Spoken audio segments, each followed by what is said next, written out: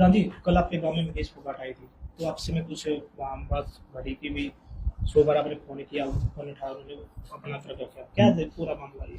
पूरा मामला तो ये है, वो यहाँ पर ना तो किसी का दुख तकलीफ सुनने आई, वो सिर्फ यहाँ पे अपना एक फोटो सेशन कराने के लिए आई थी, अपना सिर्फ सोशल मीडिया में छाने के लिए आई थी।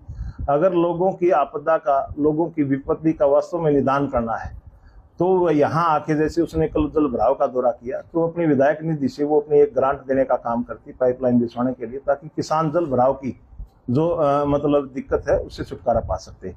लेकिन अब उसने ऐसा कुछ नहीं किया। जब उसको एक सही समाज की बात उसको कही गई कि आप अपने हल्के से नदारद रहते हो, आप लोगों की जन भावना नहीं समझते, आप लोगों के फोन तक नहीं उठाते। मेरे भी पर्सनली मैंने बहुत दफा बार कॉल की, वो फोन तक नहीं उठाए, चाहे उसमें उसका पति सोमवीर हो, चाहे खुद विधायक हो, चाहे उसका भाई हरविंदर हो, कोई भी फोन नहीं उठाता। अगर कोई आदमी को समस्या है तो वो अपने जनप्रतिनिधि को ही फोन करता है, और जनप्रतिनिधि फोन नहीं उठाएगा तो उसके जनता के अंदर आक्रोश होना स्वाभाविक है, और उस आक्रोश का सामना उस विधायिका को करना पड़ेगा और उसका जवाब भी देना पड़ेगा। तो कितना % पानी निकल चुका है गाँव में? हमारे गांव का तो तकरीबन 73% पानी निकल चुका है। तो मुकेश फोगाट ने कहा था कि भाई चलो पीछे की बात ये बाकी आपका सहयोग के साथ चलिए। ये बात तो इलेक्शन में ही पूरे हल्के में थी कि आप विधायक तो बन जाओगे लेकिन यहाँ हल्के में नहीं रहोगे।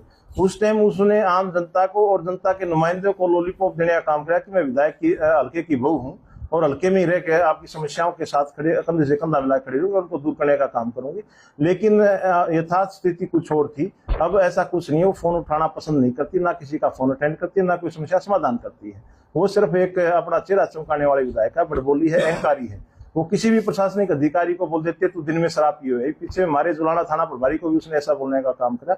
लेकिन हमारे जुलाना थाना प्रभारी रविंद्र धनखड़ जी बहुत अच्छे सामाजिक आदमी है, और ऐसे सामाजिक आदमियों के सिर पे इस तरीके का कलंक लगाना, इस तरीके की बात करना, वो उसकी उच्च मानसिकता का परिचय है विधायिका का। वो अपनी इस मानसिकता को सुधारने का काम करे, हल्के के लोगों के बीच में रह के उनकी जितनी भी दुर्दशा जिस भी कारणवश हो रही है, चाहे वो प्राकृतिक आपदा के कारण किसी और प्रकार की विपत्ति है, उनको दूर करने का काम करे। चुनाव की बात की जाए तो कितनी बार विधायिका अपने हल्के दिखाई दी? एक दिन भी नहीं।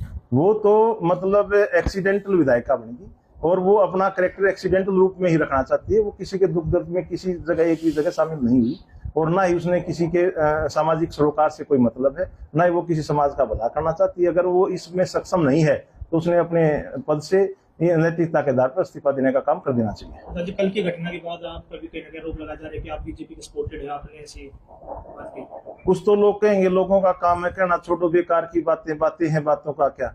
वो तो उसके इलेक्शन की आप वीडियो उठा के देख लीजिए। हमने तो पूरी 72 की 72 ग्राम पंचायतों को एक मंच पे इकट्ठा करके इस विधायिका विनेश कुमारी को समर्थन दिलाने का काम किया। लेकिन वो शायद इतना मान सम्मान का प्रेशर जो है वो झेल नहीं पा रही। अगर वो नहीं झेल पा रही तो इतना बोझ नहीं उठा सकती, तो उसने अपने पद से इस्तीफा दे देना चाहिए। मैं सुधीर बोना, जिला प्रधान सरपंच एसोसिएशन जी।